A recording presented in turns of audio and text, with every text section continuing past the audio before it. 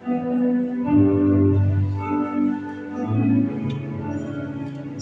Bapak Ibu, selamat pagi. Puji Tuhan di hari yang berbahagia ini menjelang hari kemerdekaan besok. Kiranya Tuhan saat ini memerdekakan kita semua, anak-anak Tuhan yang diberkati. Puji Tuhan, kita merdeka dari keterpurukan kita, merdeka dari kesakitan kita. Tuhan pasti memberkati kita semua. Mari kita berikan hati kita hanya untuk Tuhan.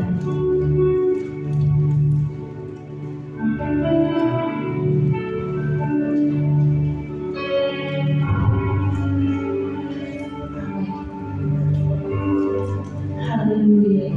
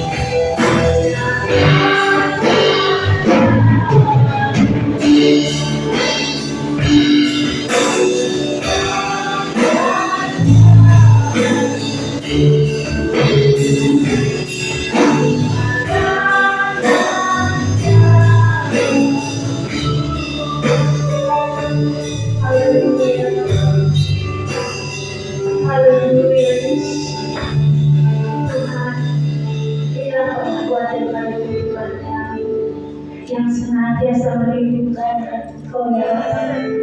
Saat terindah adalah menyembah-Mu. Seluruh hidup kami ya Tuhan untuk memuji-Mu. Ku mau memuji-Mu ya Tuhan pada saat pagi hari ini. Ku mau meninggikan Engkau ya Bapa. Penuh ucapan syukur kami, kemerdekaan kami akan hidup ini ya Bapa. Tuhan, Kau yang lebih besar dari kehidupan kami, melebihi apapun ya Bapa. Untuk itu Tuhan pada saat pagi hari ini, kami setiap anak-anak memberikan hati kami, memberikan hidup kami dalam waktu yang singkat ini ya Bapa, untuk meninggikan Engkau, memuliakan Engkau, bersuka cita di dalam Engkau. Terlebih Tuhan, kami menyerahkan setiap sapiamu ya Bapa. Tuhan, dari awal sampai akhir ibadah ini, Kau menyertai kami semua ya Bapa. Kau berkati kami dari lubuk hati kami hanya untuk meninggikan Engkau, memuliakan Engkau, meninggikan Engkau. Satu hati dalam kasih-Mu ya Bapa, nama-Mu yang dimuliakan. Haleluya Bapa, kami mau melanjutkan ibadah ini. Terima kasih Yesus. Amin.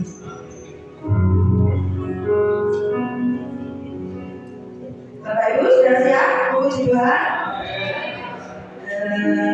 Mari kita sama-sama bersorak-sorai merayakan hari kemenangan kita ini. Kita menikmati hari kemerdekaan ini bersama Tuhan. Haleluya.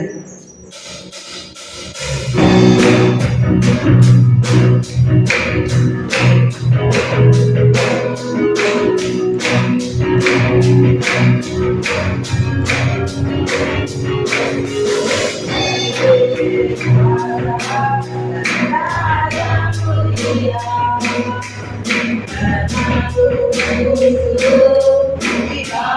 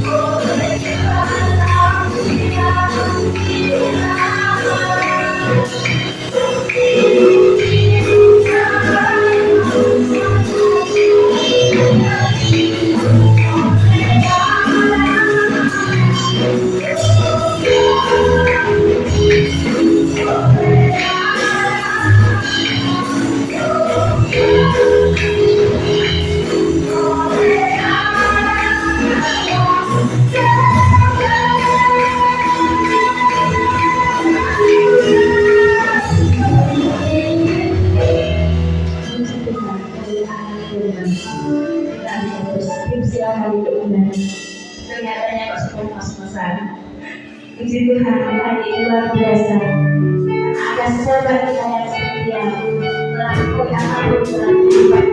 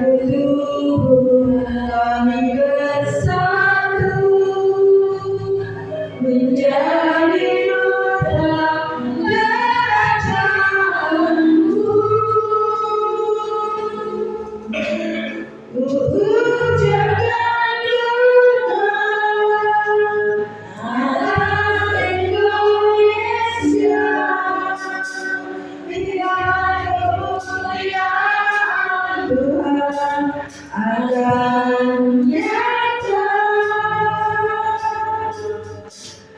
bagi bangsa ini, kami berdiri dan membawa doa kami kepadamu.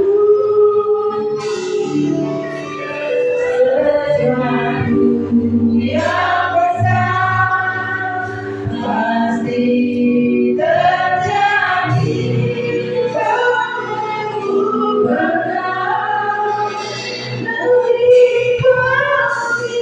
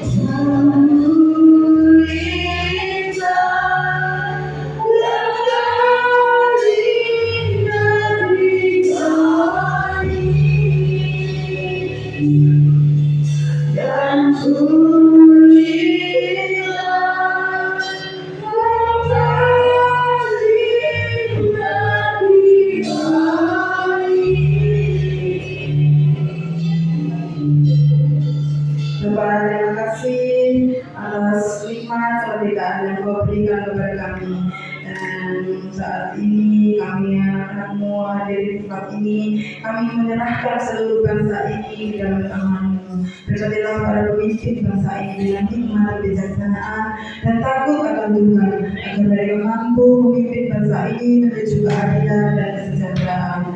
Jauhkan negeri ini dari perpecahan dan dari segala hal yang jahat yang bisa merusak persatuan dan kesatuan bangsa ini. Jadikanlah kami anak-anakmu sebagai alat damai sejahtera yang daripada-Mu. Mampukan kami untuk terus menjaga persatuan dan kesatuan bangsa ini, serta menjadi terang dan terang di tengah gelapnya dunia. Pulihkan setiap segi kehidupan bangsa kami, jauhkan dari korupsi, ketidakadilan, dan ketidakjujuran, dan dari kemiskinan. Berkati tanah air kami dengan kelimpahan rezeki dan damai sejahtera. Saatnya kami akan mendengarkan sebagian daripada firman-Mu. Kiranya Engkau berkati hidup kami yang akan menyampaikan kebenaran daripada firman-Mu, ya Bapa. Dan apabila ada roh jahat yang ingin mengganggu konsentrasi kami, kiranya Engkau patahkan hancurkan dalam nama Yesus.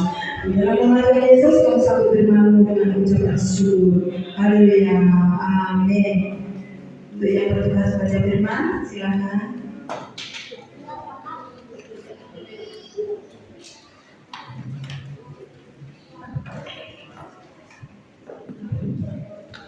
Shalom. Puji Tuhan, kita bersyukur pada pagi hari ini kita boleh bersama-sama ada di tempat ini. Kita akan belajar firman Tuhan.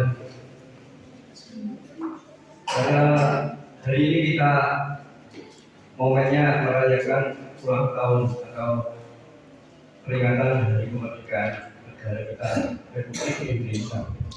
Dan judul pada pagi hari ini adalah kemerdekaan sejati dalam Kristus. Jadi kemerdekaan yang sejati dalam Kristus. Kita akan baca bersama yaitu dalam 1 Petrus pasal 2 ayat 16.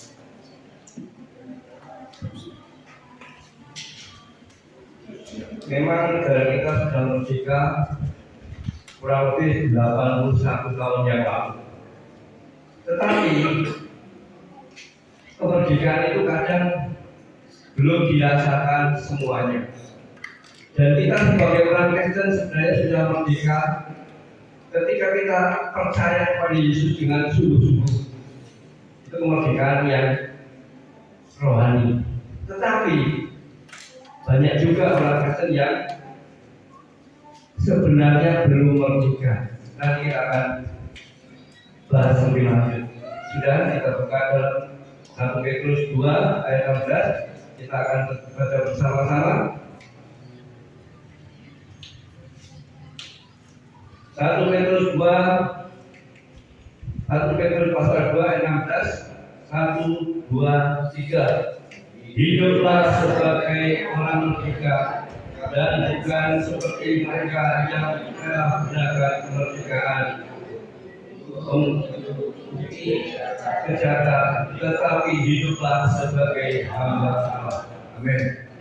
Saudara yang terkasih, firman Tuhan dengan jelas mengatakan hiduplah sebagai orang merdeka. Yang pertama, yang kedua, jangan menyalahgunakan kemerdekaan itu untuk menyelubungi kejahatan. Jadi ada orang yang menggunakan atau menyalahgunakan kemerdekaan itu untuk menutupi kejahatannya. Siapa saja itu? Nanti kita akan gali.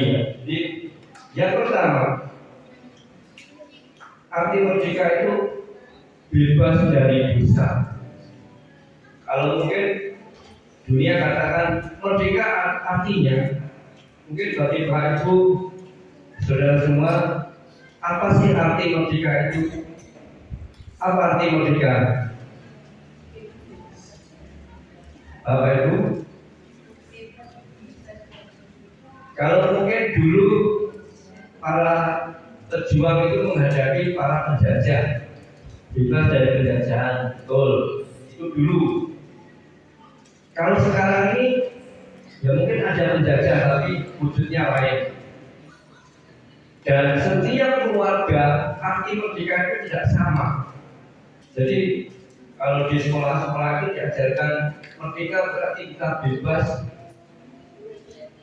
mengutarakan pendapat, bebas melakukan segala tindakan, bebas dari tekanan orang lain. Tetapi banyak juga di gereja ini, baik di sini di sana kurang lebih sama. Sebenarnya kita datang ini sebagai orang yang belum merdeka. Arti yang sesungguhnya adalah kemerdekaan itu bebas dari belenggu dosa. Banyak orang Kristen itu terikat juga dengan keinginan dosa. Di dalam firman Tuhan dengan jelas keinginan duniawi, keinginan daging itu segala macam. Percabulan, pencurian, hawa nafsu, dan keinginan jahat yang lain. Dan keinginan jahat itu anehnya siapa saja tanpa diajari, tanpa dilatih, tanpa diberikan pelajaran khusus, dia sudah bisa berbuat dosa. Karena apa? Karena kita memiliki keturunan, yaitu keturunan orang-orang berdosa. Jadi Adam dan Hawa jatuh dalam dosa, itu dosanya itu melekat di dalam kehidupan setiap orang. Jadi kalau dikatakan bayi yang lahir itu dikatakan suci, tidak juga, saudara. Ya memang dia belum melakukan dosa secara pribadinya, tetapi secara keturunan dia sudah kena kutuk dosa dari nenek moyang, dari Adam dan Hawa. Bagaimana kita bisa merdeka atau lepas dari belenggu dosa itu? Saudara yang terkasih, Yesus datang ke dunia untuk menebus dosa. Dan setiap orang yang percaya kepadanya tidak akan binasa, melainkan beroleh hidup kekal. Jadi kalau orang di luar itu kadang mengejek kita, enak orang Kristen itu percaya selamat. Tapi sebenarnya percaya di sini adalah percaya dengan sungguh-sungguh, tidak hanya percaya di mulut. Kalau percaya di mulut, saya percaya Yesus. Iblis pun percaya Yesus itu Tuhan, Yesus itu punya kuasa. Tetapi dia kan tidak mau menyembah, bahkan dia mau menyaingi, mengalahkan. Dan kita sebagai orang percaya, kita harus lebih dari itu. Kita percaya Yesus sebagai Tuhan, sebagai juru selamat, sebagai penolong, sebagai sahabat, sebagai konselor, sebagai juru mudi, sebagai apapun yang menjadi pekerjaan saudara. Kalau saudara sebagai petani, Tuhan Yesus sebagai pembimbing, sebagai penyuluh, sebagai pengarah, instrukturnya, ahlinya. Dan kalau sebagai sopir, Tuhan Yesus itu sebagai juru mudinya. Meskipun kita bisa mengendarai, tetapi kalau tidak ada pertolongan dari Tuhan, kita bisa celaka. Saudara yang terkasih, ini pengalaman saya dulu pernah menyobar itu tak ngantuk, saudara. Jadi mobil itu sudah nyolong ke samping, tetapi puji Tuhan, tiba-tiba terjaga, saya tertidur dan untungnya nggak ada kendaraan lain. Banyak sekali pertolongan Tuhan yang Tuhan berikan. ketika kita tenggelam, saya sering tenggelam saudara. Jadi karena berenang itu kurang mampu dan kadang fisik terlalu lelah itu kita berenang akhirnya kram di tengah-tengahnya. Jadi kita ketika tenggelam kita minta tolong. Banyak orang yang melihat tetapi tidak ada yang menolong. Jadi ketika saya tolong tenggelam. Yang saya dengar dari teman-teman saya itu nggak usah guyon. Jadi semua itu dikira saya bergurau saudara. Tetapi puji Tuhan, ada teman yang jauh malah yang di seberang itu, langsung dia datang berenang menarik saya ke tepi. Puji Tuhan, akhirnya masih selamat. Jadi banyak pertolongan Tuhan. Demikian di dalam kehidupan kita berumah tangga. Mungkin sekali-kali kita ada pencobaan, ada ujian, ada masalah. Tetapi Tuhan sanggup menolong. Tuhan itu luar biasa saudara. Apapun yang menjadi persoalan kita, ketika kita sungguh-sungguh berseru pada Tuhan, Tuhan pasti menolong. Saudara yang terkasih, di dalam Roma pasal 6 ayat 18, mohon kita tolong untuk dibacakan. Roma pasal 6 ayat 18.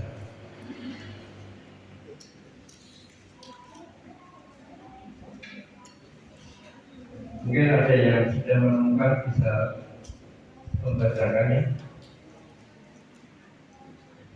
Roma 6 ayat 18.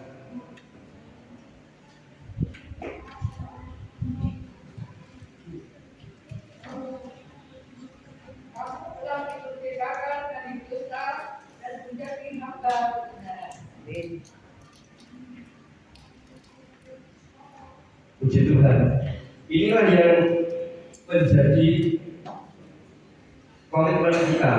Kita sudah dimerdekakan dan sekarang kita menjadi hamba kebenaran. Kebenaran yang bagaimana? Kalau di politik kebenaran itu bisa digoreng, bisa dipelintir, bisa ditujukan kepada seseorang. Mungkin dalam satu kelompok politik dia menganggap meskipun itu salah, dicari alasan kebenarannya. Maka kalau ada orang berdebat politik itu semua punya argumentasi baik yang benar baik yang salah, seolah-olah itu sama pinternya. Tapi dalam teori, tetapi di dalam firman Tuhan, jadilah hamba benar. Benar ya benar, salah ya salah. Jadi di dalam firman Tuhan itu ada terang dan gelap. Dan terang dan gelap itu tidak bisa dipertemukan. Kalau mungkin terang dan gelap dipertemukan ya menjadi remang-remang seperti itu saudara. Jadi gelap ya tidak, terang ya tidak. Tetapi itu namanya ya tetap bukan terang ya, bukan gelap. Saudara yang terkasih, firman Tuhan jelas kita menjadi anak-anak terang, anak-anak kebenaran. Kebenaran yang asli, kebenaran yang sejati itu adalah kebenaran yang dari Tuhan. Dan dunia itu bisa dipoles. Kalau sesuai dengan contohnya kalau di pengadilan saudara. Di pengadilan itu sebenarnya tahu kebenaran tahu. Tetapi karena sesuatu hal ada yang salah itu menjadi benar. Dan yang benar menjadi salah, menjadi korban saudara. Itu duniawi. Itu memang sudah katakan oleh firman Tuhan, dunia itu adalah jahat. Dunia itu adalah penuh dengan dosa. Makanya kita sebagai orang percaya, kita harus bisa memisahkan diri dengan dunia. Kita di dunia ini, beberapa hari yang lalu saya katakan, di dunia ini kita sebagai orang asing, sebagai musafir, sebagai pendatang. Jadi kalau sebagai pendatang, ya kita pasti akan pulang. Seperti orang yang merantau itu saudara, merantau mencari rezeki, mencari uang. Setelah dapat uang ya pulang. Demikian kita di dunia ini, kita di dunia tugasnya mengabarkan kabar baik, mengabarkan Injil. Jadi menceritakan kabar damai sejahtera itu kepada yang lain. Jangan salah saudara, di dunia kita mencari uang sebanyak-banyaknya, akhirnya lupa dengan ibadah, lupa dengan Tuhan. Itu terbalik saudara. Mencari uang tidak salah, tetapi kalau kita yang meninggalkan Tuhan, meninggalkan perhimpunan, itu yang menjadi masalah, itu yang salah saudara. Jadi carilah dahulu kerajaan Allah dan kebenarannya, maka semua itu yang di dalam firman Tuhan yang dibutuhkan oleh orang-orang yang ada di dunia, Tuhan sudah sediakan, baik itu pakaian, makanan, pengetahuan, dan segala hal. Pasti kita mempunyai keinginan yang tidak sama. Dan ketika kita mencari kerajaan surga, beribadah dengan sungguh-sungguh, mendengarkan firman Tuhan, dan firman itu kita terima di dalam hati kita. Setelah kita menerima di dalam hati kita, dan nanti pulang, kita tetap renungkan, kita tetap lakukan. Mungkin sebagai teguran hari ini, kita sebagai orang-orang yang merdeka. Orang yang merdeka bebas dari belenggu dosa. Nah, dari belenggu-belenggu yang mengikat kita itu kan banyak sudah. Jadi kadang kita masih terikat dengan kemalasan, kita terikat dengan kata-kata yang kotor, kata-kata yang keras. Emosi kita belum dikendalikan. Itu adalah belenggu-belenggu yang mengikat kita, yang membawa kita ini semakin jauh kepada Tuhan. Dan yang benar kita harus semakin dekat, tambah hari tambah cinta Yesus. Amin saudara. Kalau saya melihat perkembangan di gereja ini, saya kagum, saya senang saudara. Jadi tambah hari tambah semangat. Tapi jangan lupa, semangat itu harus didasari dengan firman Tuhan. Jangan sampai kita ini maju secara jasmaninya, istilahnya kelihatannya itu glamor, mewah, megah, tapi harus disertai dengan rohani atau jiwanya, imannya. Kalau kita memuji Tuhan dengan sungguh-sungguh dan bisa didasari dengan ketulusan, keikhlasan, semangat, maka Tuhan itu berkenan dengan persembahan pujian kita. Tuhan senang anak-anak yang menjadi pemuji-pemuji Tuhan. Misalnya saudara, kalau anak-anak, kalau beberapa waktu yang lalu saya katakan dewasa secara rohani, dan anak-anak itu punya kelebihan saudara. Kelebihannya apa? Dia tidak punya dendam, tidak punya pikiran yang jahat. Dia maunya ya memang kalau dia itu marah ya saat itu aja marah, tapi setelah itu kembali berdamai. Itu sifatnya anak. Tapi lain dengan orang dewasa. Orang dewasa sudah mengerti politik, mengerti kadang kita baik-baik, tetapi sebenarnya di dalam tidak baik. Itu yang harus kita lepas. Belenggu-belenggu seperti harus kita lepas. Kita harus punya kedamaian. Kalau firman Tuhan katakan kasihlah musuhmu, itu firman Tuhan. Apakah itu sudah kita lakukan? Apakah itu sudah kita nyatakan? Kok mengasihi musuh kita? Orang yang kita kasih, loh kadang kita biarkan saja. Makanya kita melalui kemerdekaan ini diingatkan.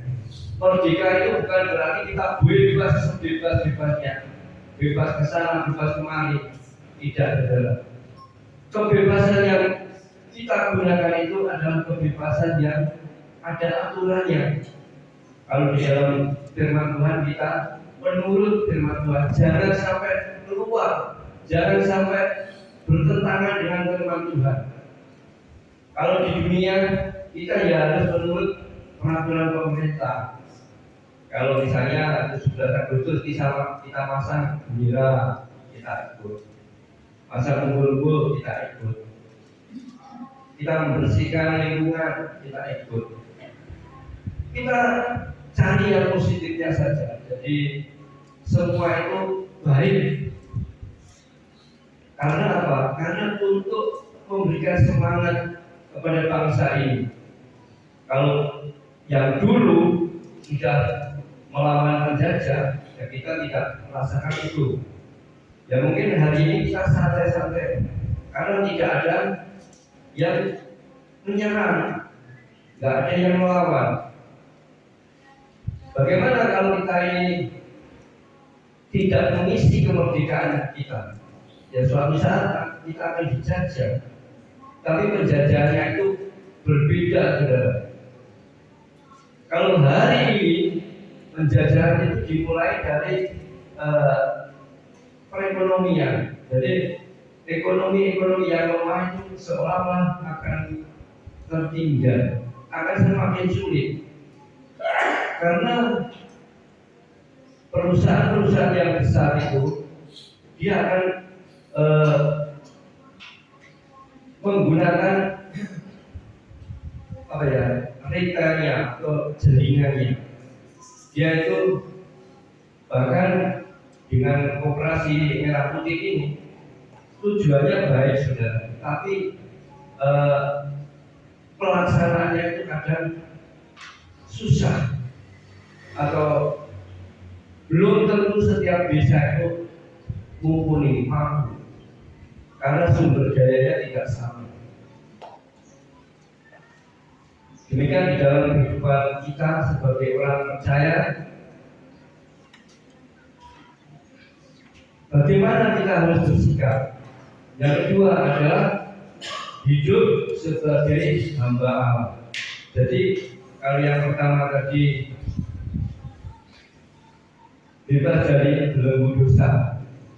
Kalau kita sudah meninggalkan dosa, meninggalkan keinginan-keinginan jahat, kita menjadi hamba Allah, hamba Tuhan, atau anak-anak terang. Karena di dunia ini ada dua, ikut Tuhan sama ikut setan. Kalau di tengah-tengahnya, ya pasti cenderung ke setan, saudara. Karena firman Tuhan itu tidak bisa dicampur. Tetapi kalau pekerjaan setan bisa dicampur, saudara. Jadi kalau setan itu berpura-pura rohani, pakai baju yang rapi, pakai dasi, berceramah, berkhotbah, tapi ujung-ujungnya akan menyesatkan, akan memutarbalikkan firman Tuhan itu terjadi. Dan memang firman Tuhan katakan guru-guru palsu, mesias-mesias palsu pada akhir zaman akan datang, akan muncul. Jadi ketika kita tidak dekat dengan Tuhan, maka kalau di sana ada pengajaran seolah-olah baik, kita ikut, kita seolah-olah di sana. Tetapi kadang itu membawa kita kepada iman yang salah.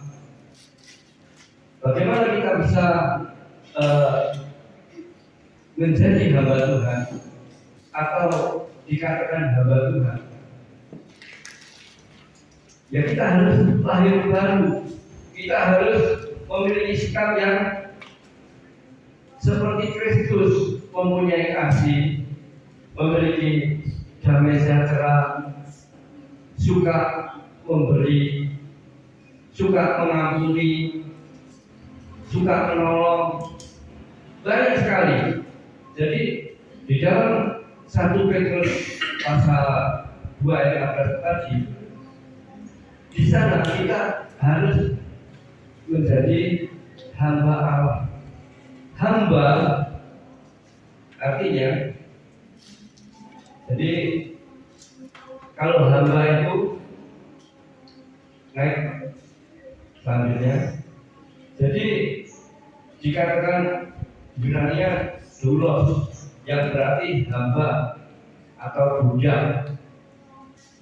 Kita ini sebenarnya sudah terjerumus dosa itu sangat dalam.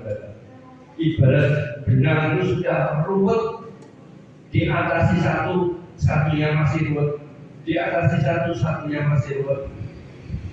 Tetapi meskipun kita jatuh ke dalam dosa, jurang yang paling dalam, satu hal, Tuhan Yesus sanggup menghapuskan dosa semua orang, sanggup menghapuskan apapun yang menjadi dosa saudara. Ketika kita percaya dengan sungguh-sungguh datang kepada Tuhan, maka Tuhan akan mengampuni. Prosesnya memang tidak sama saudara. Ada yang cepat, ada yang lambat, ada yang sudah Tuhan 10 tahun, 20 tahun, tetap saja. Tetapi kalau kita tidak mau berubah, maka ya kita tetap menjadi hamba dosa. Jadi kita harus bisa bergerak dengan pertolongan Tuhan, pertolongan Roh Kudus. Kalau kemarin malam saya ngobrol dengan Arina, Pak Chandra itu di saudaranya di Nganjuk sana, itu kan Muslim, tapi mau percaya sama Yesus. Jadi ketika dia masuk di sekolah IAIN Ronggos itu, ya kan alirannya kan Muslim. Jadi IAIN itu dasarnya Muslim. Tapi ketika dia kenal seseorang yang Kristen, akhirnya dia mulai tertarik dan diajak ke gereja. Setelah di gereja, dia seolah-olah ada seperti kepenuhan Roh Kudus. Jadi dia berbahasa lain, bertepuk tangan, bersorak-sorak, dan akhirnya mendetanya mendoakan. Bahkan sampai hari ini keluarganya yang tak terima saudara. Jadi bapak, ibunya, kakeknya, kalau anak saya sudah saya sekolahkan tinggi-tinggi, akhirnya masuk Kristen, saya tidak bisa terima. Dan mungkin dengan bahasanya Karina bisa, ya kurang lebih bisa, itu sama saja. Dan mungkin yang lebih mantap lagi neneknya, sejak koko mantuku ya cucuku ya juga Kristen ya baik-baik saja. Ya, puji Tuhan bisa menjadi berkat. Jadi orang lain itu bisa melihat orang Kristen itu ya baik-baik. Banyak orang Muslim itu beranggapan seorang Kristen itu nanti neraka, orang kafir. Kalau kita dalami sedalam-dalamnya itu terbalik, saudara. Jadi Tuhan itu di dunia ini ya satu, nggak ada bentuk dari A, B, C, nggak ada. Tuhan itu ya Yesus. Buktinya dia lahir ke dunia tanpa hubungan suami istri. Dia adalah roh. Dia lahir, memang dia mati. Dan orang-orang lain itu, Tuhan yang orang Kristen mati. Ibaratnya sandiwara atau film itu tutup, bukan tamat, nggak ada cerita lain. Tapi ajaibnya, dia matinya itu cuma 3 hari, dia bangkit kembali. Dengan kebangkitannya, dia naik ke surga, disaksikan banyak orang. Ya mungkin zaman itu nggak ada HP, saudara. Kalau ada HP pasti viral, saudara. Jadi Yesus naik ke surga itu pasti banyak orang yang potret dikirim ke sana-sana. Tetapi saksi hidup termasuk murid-murid Yesus dan orang-orang sekitar itu tahu dia datang, dan ketika dia naik ke surga, dia berjanji akan kembali untuk membawa orang-orang yang percaya kepadanya. Jadi sejarahnya ada, buktinya ada. Kalau yang lain, buktinya apa? Mimpi. Kalau nggak mimpi ya dia seolah-olah punya kekuatan, dan kekuatan itu datangnya dari mana nggak tahu. Dia bisa mungkin membuat candi, membuat apa istilahnya sakti lah. Tadi makanya kekuatan yang tidak jelas. Kalau dalam mimpi, dalam pengetahuan seseorang, kalau sumbernya tidak jelas, ya pasti datangnya dari si jahat, dari kuasa kegelapan. Itu bisa dilihat dari tindakannya. Kalau datangnya dari Tuhan, itu terang yang baik, terang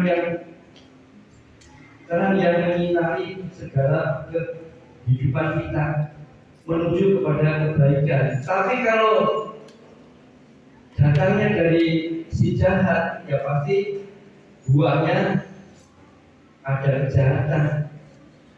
Contoh firman Tuhan, kalau di Alkitab katakan, kasihlah sesamamu manusia seperti dirimu. Itu kalau engkau ditampar pipi kananmu, berikan pipi kirimu. Itu yang lain dia, kalau ditampar ya tonjok. Kalau ditampar, kalau istilahnya kejahatan dibalas kejahatan. Tapi kalau firman Tuhan, kejahatan harus dibalas dengan kasih. Itu yang tidak semua orang bisa melakukan. Tetapi kalau kita tahu, kalau kita bisa membalas dengan kasih, maka upah kita ini luar biasa. Upah kita ini adalah mahkota kehidupan, keselamatan kekal. Jadi kalau saudara bisa mengampuni orang lain, mengasihi orang lain, meskipun itu tidak banyak, saudara. Mungkin saudara ketemu dengan orang yang memerlukan, aduh saya nggak punya makanan, saya nggak punya pakaian. Saudara bisa yang saudara punya apa? Mungkin saudara punya sedikit uang atau sedikit makan. Saudara bisa kasihkan. Itu adalah tugas kita. Jadi ketika kita mau membagikan berkat, mengasihi yang lain, maka Tuhan itu tidak mau berhutang. Tuhan akan membalas dengan berkat-berkat yang melimpah. Tapi jangan sampai saudara, oh Tuhan saya berkorban, Tuhan akan balas dengan 100 kali ganda. Itu namanya tidak tulus saudara. Kalau tulus, ya berkorban. Masalah balasan Tuhan pasti, tapi jangan saudara itu istilahnya tawar-menawar. Jadi kita ini hamba. Namanya hamba. Kalau zaman dulu tuh hamba itu budak, tidak punya hak. Istilahnya budak itu salah benar ya bakal disalahkan. Bahkan tuannya itu bebas, mau menjual, mau membunuh bebas. Tetapi ketika kita di hadapan Tuhan, kita harus menurut apa yang Tuhan mau. Sudah banyak apa yang kita kerjakan, baik di dalam keluarga kita menjadi kepala rumah tangga, menjadi istri, menjadi anak, itu ada kewajiban masing-masing. Jadi harus kita lakukan. Kalau keluarga itu kompak, maka akan ringan. Jadi mungkin anaknya dikasih tugas nyapu atau mencuci, itu minimal sudah membantu. Mungkin hari ini pekerjaan itu adalah ini, tapi suatu hari ini adalah bekal bahwa kita ini sudah menurut sama orang tua. Dimanapun kalau kita sudah menurut, akan terbiasa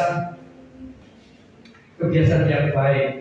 Jadi pertama menurut, rendah hati, saling mengasihi. Jadi dasarnya kita melakukan sesuatu itu adalah melayani Tuhan, membantu. Hamba Allah tidak berarti mengakui Dia sebagai Tuhan kita dan mengasihi Dia, mengasihi diri kita untuk melayaninya. Jadi berarti kita harus mengakui Dia dan melayani Dia. Hamba Allah yang dipanggil untuk menjalani kehidupan yang benar. Jadi kita ini dituntut untuk melakukan kebenaran. Jadi yang salah kita tinggalkan, yang benar kita lakukan. Kebenaran artinya, jadi kebenaran itu sebenarnya adalah firman Tuhan. Jadi kebenaran yang tidak sesuai dengan firman Tuhan itu perlu dipertanyakan, alias bohong, saudara. Jadi mungkin kalau kita ada orang yang mengatakan sangat baik, misalnya di sana ada orang yang bisa menyembuhkan sakit penyakitmu, tapi dengan apa? Kalau dengan doa, dan doanya itu menyebut Tuhan, memanggil Tuhan dengan kuasa Tuhan, tidak masalah. Tapi kalau dicampur aduk, ya menyebut nama Tuhan, yang menyebut nama Nyi Roro Kidul, menyebut nama apa dan yang sekarang itu yang salah, saudara. Jadi kalau hamba Tuhan itu murni, saudara, ada campurannya. Jadi kuasa firman Tuhan itu murni. Kalau ada campurannya berarti dari pengalaman kita. atau si iblis. Dan memang kita sebagai hamba, tetapi hamba di dalam Tuhan itu kita diangkat atau diadopsi menjadi anak-anaknya. Jadi kita memang hamba Tuhan, tetapi sekaligus kita mempunyai kedudukan sebagai hamba, sebagai anak. Bahkan di dalam firman Tuhan kita adalah imamat yang rajani. Jadi kita adalah imam-imam yang senantiasa melakukan pekerjaan Tuhan. Kalau di dalam zaman dahulu, zamannya Bapak Musa, orang mau ibadah, orang mau menyembah Tuhan itu tidak bisa langsung, saudara. Misalnya yang bisa masuk ke dalam ruang Maha Kudus itu adalah hanya imam besar, yang lain di luar. Kalau mau mengutarakan, ya hanya imam saja yang bisa berdoa kepada Tuhan, yang lain tidak bisa, karena belum kudus, belum layak. Tetapi hari ini ketika Yesus sudah mati dan kita percaya, maka kita menjadi imam-imam yang rohani, imamat yang rajani. Kalau yang rajani, kita akan menjadi raja bersama Yesus. Jadi suatu saat nanti bersama Tuhan kita akan memerintah sebagai raja. Jadi kita sekaligus hamba, sekaligus menjadi anak, dan anak yang dijadikan raja. Jadi luar biasa. Kalau dalam hal kita melakukan firman Tuhan, kita adalah hamba. Tetapi kalau kita bersama Tuhan, kita ini sebagai raja, memberitakan kabar keselamatan, memberitakan kemenangan, dan kita sekaligus menjadi imam yang setiap saat bisa berdoa, bisa memohon kepada Tuhan tanpa melalui siapapun, tanpa melalui imam. Apakah kita meminta bantuan Tuhan sama tidak? Jadi meskipun kita bisa langsung, ya kadang namanya orang itu tidak kurang yakin ya. Jadi atau masih dalam pertumbuhan, kadang minta hamba Tuhan untuk mendoakan supaya ya mungkin di dalam sakitnya, di dalam usahanya, di dalam pekerjaannya bisa lancar, bisa keluarganya bahagia. Jadi ya kita tetap, meskipun kita bisa langsung berdoa sama Tuhan, kita minta bantuan doa itu baik, saudara. Jadi tidak salah. Namun ketika kita sudah dibantu di dalam doa, kita ya harus mulai bertumbuh. Jangan sampai kita terus menjadi ketergantungan. Kalau kita ketergantungan, berarti kita kembali ke zaman perjanjian lama, seolah-olah kita menjadi penonton didoakan. Ada memang gereja itu yang membaca Alkitab saja nggak boleh. Ada, benar. Jadi pembaca firman Tuhan itu kelasnya harus sudah tingkatan tertentu, saudara. Tidak semua jemaatnya boleh membaca firman Tuhan, cuma mendengarkan saja. Ya memang kalau perjanjian lama seperti itu, saudara. Jadi alirannya itu masih seperti yang lama. Tapi puji Tuhan, kita di tempat ini kita bisa membaca firman Tuhan, bahkan bebas membaca, bahkan bisa bertanya. Kalau yang lain ya cuma mendengarkan saja, saudara. Jadi seolah-olah kita ini belum layak. Padahal firman Tuhan dikatakan, ketika kita lahir baru, ketika kita percaya dengan sungguh-sungguh, maka kuasa dosa itu sudah hilang. Dan ketika dosa itu sudah hilang, kita akan menjadi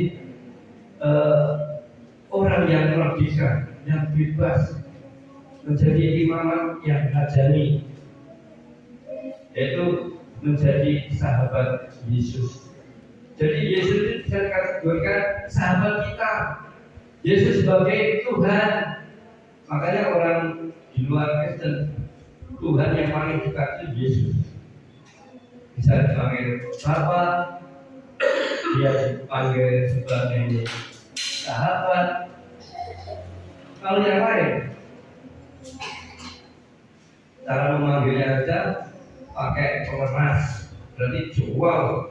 Pengerasnya semakin tinggi, semakin banyak, semakin keras dia dengar. Dan agama-agama lain itu saudara bisa bandingkan. Kalau Kristen memang ada laskar Kristus ada, tapi tidak dibekali dengan persenjataan yang seperti senjata, pistol, pedang. Tapi kalau agama lain pasti ada saudara. Jadi ada istilahnya laskar-laskar yang membela atas nama agama. Ya, kalau di Muslim itu ada seperti silat tenaga dalam, ada yang berlatih menjadi bahasa, ada yang dilatih lagi untuk menjaga supaya agamanya tidak hilang. Tetapi orang Kristen tidak perlu dengan fisik, dia hanya menjaga itu dengan doa, mengandalkan Tuhan. Kalau yang menjaga manusia, dia pasti lelah, capek, bosan. Apalagi kalau sudah umur tua, hawanya ngantuk sudah. Jadi gampang lelah. Tetapi kalau yang menjaga Tuhan, dia bisa menyuruh malaikatnya, dia bisa menyuruh alam ini untuk berbicara. Seperti yang terjadi di NTT, saudara. Hari ini gempa 7,7 besar, saudara. Jadi banyak korbannya. Kalau kemarin itu tayangan cuma 38, tapi yang sedikit banyak. Banyak rumahnya roboh. Di NTT gempa, di Bromo kebakaran belum padam, hampir 2000 hektar. Di Kalimantan juga banyak ribuan hektar yang terbakar. Inilah dunia, saudara.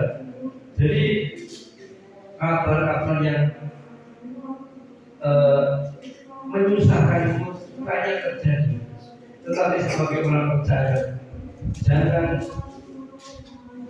jangan sampai kita menjadi kendor. Jangan naik. Jadi jangan sampai menyalahgunakan kemerdekaan. Jadi kemerdekaan yang sudah kita terima, baik kemerdekaan dari negara kita gunakan, kita isi kemerdekaan itu dengan hal yang positif. Kalau sebagai anak muda, kalau belajar dengan baik, dengan giat, supaya nanti tidak kecewa, saudara tidak dijajah lagi. Mungkin saudara bilang, sopo sing jajah. Kalau kita memang tidak dijajah secara fisik, tetapi kita secara jaringan, secara manajemen, kita akan orang yang tertindas. Tapi kalau kita punya ilmunya, punya pengetahuannya, kita bisa menjadi orang yang bermanfaat. Kerja di sana bisa, kerja di sini bisa. Tetapi kalau kita keterbatasan, kita akan semakin dihimpit, dijajah. Mungkin penjajahnya tidak sama dengan yang lalu.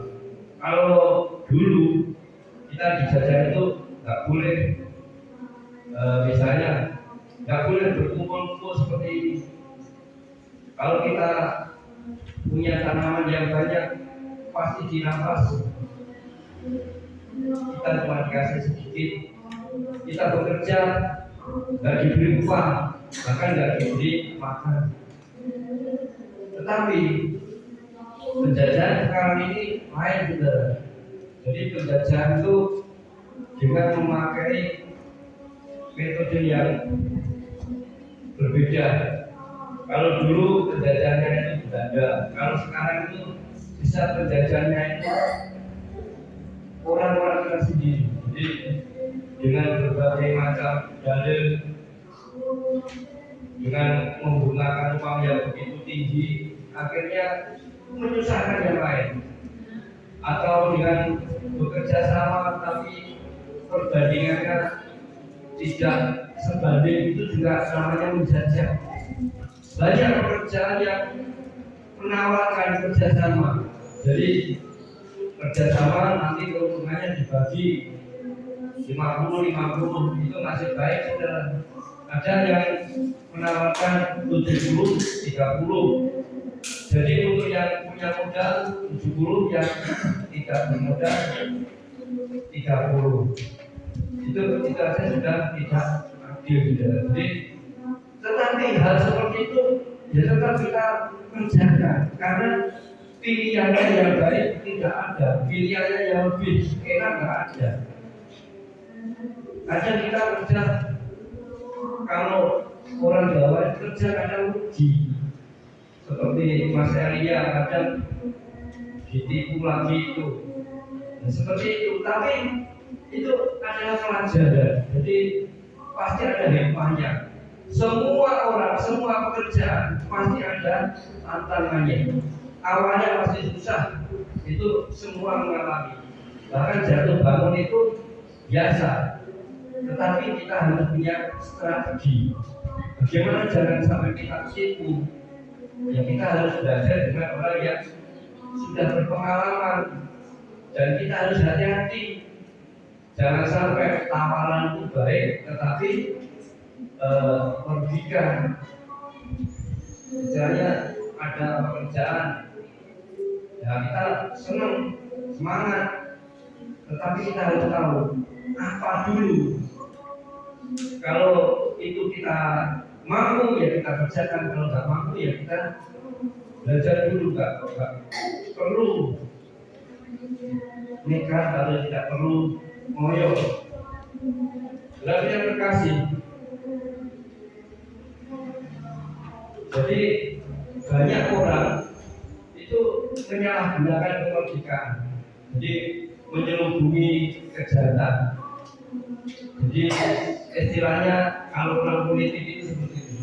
Jadi dia sebenarnya melakukan kejahatan, melakukan korupsi, tetapi seolah-olah dia itu sebagai donatur, sebagai dermawan, suka memberi, saudara. Tapi yang dia berikan apa, saudara? Ya, hasilnya korupsi. Itu seolah-olah menyelubungi kejahatannya. Jadi hati-hati juga, kita harus bisa berpikir bagaimana kita bertindak. Jangan sampai kita ini seperti itu. Jadi kita dibeja pura-pura baik, pura-pura seperti malaikat, padahal kita ini masih membenci yang lain, masih punya sakit hati.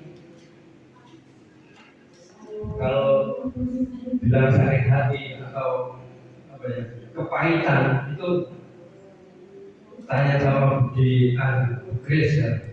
Itu kepahitannya itu dulu itu banyak sekali, dan untuk melepaskan itu tidak semudah yang kita bayangkan. Jadi bertahun-tahun dia beribadah itu masih sakit, tapi suatu saat Tuhan jamah, Tuhan lepaskan. Itu pengalaman itu susah untuk diceritakan, saudara. Jadi memang kita ini maunya mengampuni, tetapi belum tentu pengampunan kita ini bisa setulus itu, karena ada akar kepahitan, sakit hati yang dalam. Jadi kalau di dalam mungkin psikologi itu ya, ada latar belakang yang dulunya itu tidak baik, dia itu sudah trauma.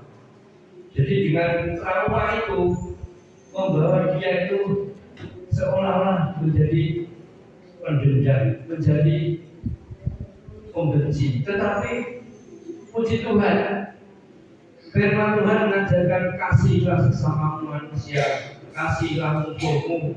Jadi prosesnya itu perlahan-lahan akhirnya bisa mengampuni orang yang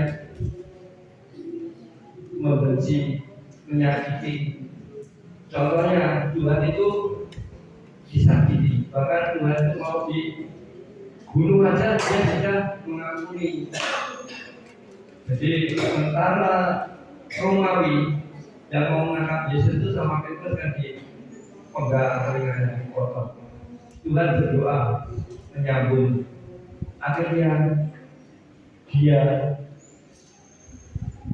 mengampuni dan Tuhan dibunuh, disalib. Salib itu adalah bentuk hukuman yang paling hina, yang paling orang yang paling jahat disalib. Kalau mungkin saat ini adalah yang paling kejam itu ya seperti di Cina atau Korea Selatan, Korea Utara, ditembak di muka umum. Itu koruptor yang besar-besar itu dibunuh. Dan yang kasus yang hidup dalam dosa dan keinginan gede. Jadi orang yang menyalahgunakan kemerdekaan itu punya pandangan, saya masih muda, saya masih kuat, saya ke gereja itu nanti saja. Saya mau memuaskan keinginan saya dulu. Saya mau menuntut cita-cita dulu. Itu pikiran manusia, saudara. Jadi pandangan seperti itu adalah yang salah. Jadi kalau kita memuaskan keinginan jadi, maka dosa itu akan bertambah. Kalau dosa semakin bertambah, ya seperti yang saya katakan tadi, jadi seperti benang yang perlu banyak sekali. Jadi dilepas itu susah. Tetapi kalau kita menjadi hamba Tuhan atau melepaskan dosa, maka satu-satu dibukakan. Setiap firman Tuhan itu pasti ada hikmatnya bagi kita. Mungkin hari ini kita merdeka, harus mengampuni, harus memberkati buat yang lain. Itu tujuannya baik kita. Jadi tidak hanya merdeka itu kita merdeka yang lain biarin saja. Kita harus peka dengan yang lain. Dan yang ketiga, menyalahgunakan kemerdekaan itu tidak suka dengan firman Tuhan, tidak suka dengan ibadah. Jadi ibadah itu dianggap minggu depan masih ada, Kamis masih ada, ya. Saya nanti aja dulu. Jadi kita harus tetap setia sama Tuhan. Jadi kalau firman Tuhan katakan hari ini adalah hari yang terakhir, maka kita harus mempersiapkan diri lebih sungguh. Jadi aplikasinya atau yang harus kita lakukan, ya kita hormati semua orang. Jadi kita masih menghormati orang muda, menghormati orang tua, ibu menghormati anak-anaknya. Jadi saling menghormati. Yang tua juga menghormati, yang muda menghormati. mengasihi saudara-saudara seiman, kita kasih. Kalau saudara seiman kita nggak gereja, ya kita berusaha untuk datang. Kemana? Apakah sakit? Apakah dia ada kesusahan? Takut akan Allah. Jadi takut kepada Tuhan. Jadi kita ini takutnya bukan seperti oh ada Tuhan, kita takut. Enggak ya. Jadi takut di sini adalah kita tetap melakukan perbuatan. Jangan sampai perbuatan yang jahat itu kita lakukan tanpa takut. Jadi kita harus melakukan perbuatan baik. Kalau kita wali yang jahat, ya kita tidak mau. Hormatilah raja, hormatilah pemimpin kita. Jadi ketika hari ini musim demo, kita nggak perlu demo, kita berdua saja. Lebih baik. Mungkin demo juga tidak salah, saudara. Yang salah itu kalau demo anarkis, tapi kebiasaannya demo itu pasti jurusannya ke sana karena ada orang yang tidak senang. Bagi orang percaya, mengisi kemerdekaan itu menurut 1 Petrus 2 ayat 16 bukan tentang menuntut hak kita, tetapi maka tentang menjalankan tanggung jawab kita. Jadi kita ini tidak perlu menuntut, tetapi kita melakukan tugas kita. Tugas kita yang penting adalah mengisi kemerdekaan. Di dalam Tuhan kita semakin setia kepada Tuhan. Moga pemain musik bisa maju depan, dan kita katakan ya nanti kita katakan merdeka 3 kali. Nanti waktu kami serahkan kepada BR.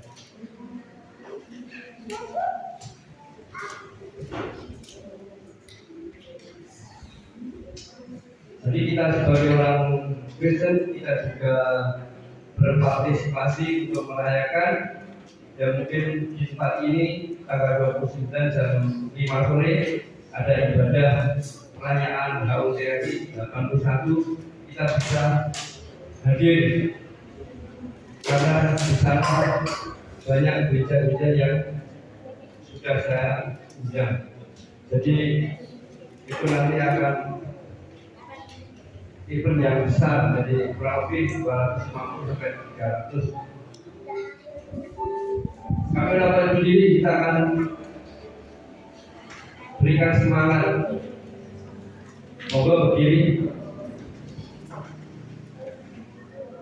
Berdiri semua ya. Nanti saya katakan 1, 2, 3, katakan merdeka 3 kali.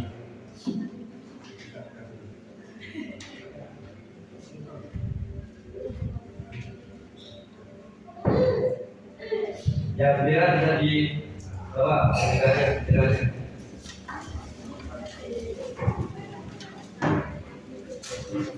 Siap?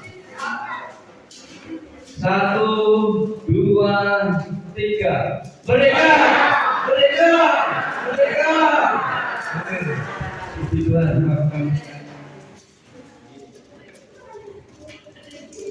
Puji Tuhan, berkatilah kita atas firman Tuhan yang sudah disampaikan oleh Tuhan. Puji Tuhan, Tuhan berkati kita semua. Kita akhiri pada ini. Haleluya.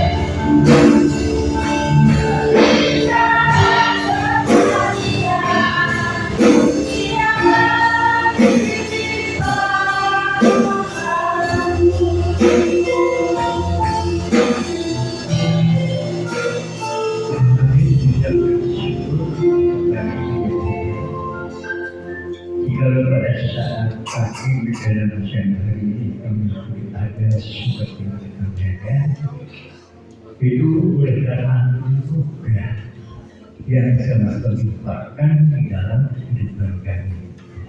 Itu yang sudah menyelamatkan kami, itu yang sudah membebaskan kami juga dari segala dosa. Yang sesungguhnya Tuhan kami tidak lalai untuk menerima semua kebaikan Tuhan, karena Engkau penuh dengan kasih sayang. Oleh karena kasih pada Tuhan, kami telah dimerdekakan. Pada saat pagi dan siang hari ini, kami umat-umat kekristenan, kami berdoa untuk bangsa negara kami yang telah menikmati kemerdekaan selama 81 tahun.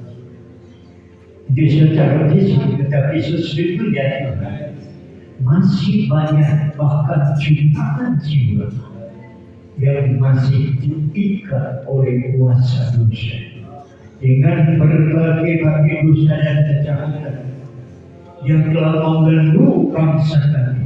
Oleh karena Tuhan, pada saat pagi hari ini kami bersama-sama kami berdoa untuk bangsa negara kami Tuhan, ya dengan nama Tuhan, dengan kuasa Tuhan, dengan kasih Tuhan, bebaskan bangsa negara kami, selamatkan bangsa negara kami, lindungi bangsa negara kami Tuhan dari segala keterpurukan.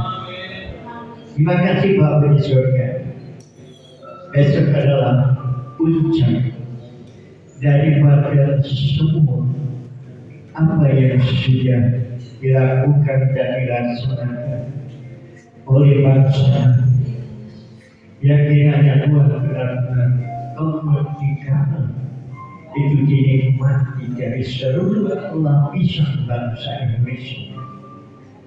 Oleh karena Tuhan, dari kota-kota besar, desa, pelosok, RT dan RW yang tersebar luas di bumi Nusantara ini, mari Tuhan, kiranya Engkau pakai anak-anak Tuhan, Engkau pakai umat-umat Tuhan, dimanapun mereka berada, Tuhan sesuai dengan kebenaran firman untuk mengusahakan kesejahteraan lingkungan masyarakat kota desa. Karena kesejahteraan bangsa masyarakat Indonesia itu juga menjadi suatu kesejahteraan bagi kami. Terima kasih Bapak di surga, terima kasih Bapak berhenti berbicara, tetapi firman Tuhan yang hidup itu yang senantiasa mengingat di dalam lubuk hati kami, sehingga Tuhan kami tetap berpegang teguh kepada semua kebenaran daripada firman. Jadikan kami Tuhan sebagai hamba-hamba kebenaran, sehingga Tuhan dalam sepanjang hidup kami benar-benar hidup kami sangat berarti bagi bangsa dan kota kami. Kami berdoa untuk para pemimpin bangsa kami. Mari Bapak Presiden Bismillahirrahmanirrahim dan seluruh jajaran di Kabinet Indonesia Maju, Tuhan haleluya, bekerja sama dengan seluruh anggota dewan yang mewakili dan membawa aspirasi seluruh bangsa Indonesia, mulai DPR, MPK, DPD baik di pusat maupun di daerah, para gubernur, bupati, wali kota, para camat, kepala desa, kelurahan, sampai lembaga yang terkena RT dan RW. Demikian tidak kalah pentingnya TNI Polri sedang menjaga ketua kelestarian negara Kesatuan Republik Indonesia sebagai agama. Berikan kewaspadaan di dalam menjalankan tugas-tugas yang mulia ini Tuhan, sehingga dapat menghantarkan cita-cita bangsa menjadi satu negara yang adil, makmur, kemakrifat sosial, pemulihan baik kesejahteraan ekonomi, keamanan dan ketentraman, sehingga kami menikmati Tuhan haleluya secara fisik di saat-saat bangsa Indonesia merayakan hari kemerdekaan, supaya mereka tidak lengah. Tuhan tetap mewajibkannya. Terpuji pikiran mau untuk selamatnya. Kami berdoa untuk mereka sepanjang sampai ke depan. Kiranya Tuhan kuatkan dalamnya kebenaran. Jika kami benar dan berikmat, memaafkan Tuhan atas pengorbanan daripada Tuhan. Demikian kau memberkati seluruh hamba-hamba Tuhan yang telah melayanikan mereka. Segala kurban dan persembahan yang dia berikan kepada Tuhan, khususnya agar semua memberikan hati oleh dia kepada Tuhan, dan Tuhan memberkati segala usaha dengan mereka, baik tangan, badan, sawah, tanaman, dalam keluarga dan usaha dan kewirausahaan mereka.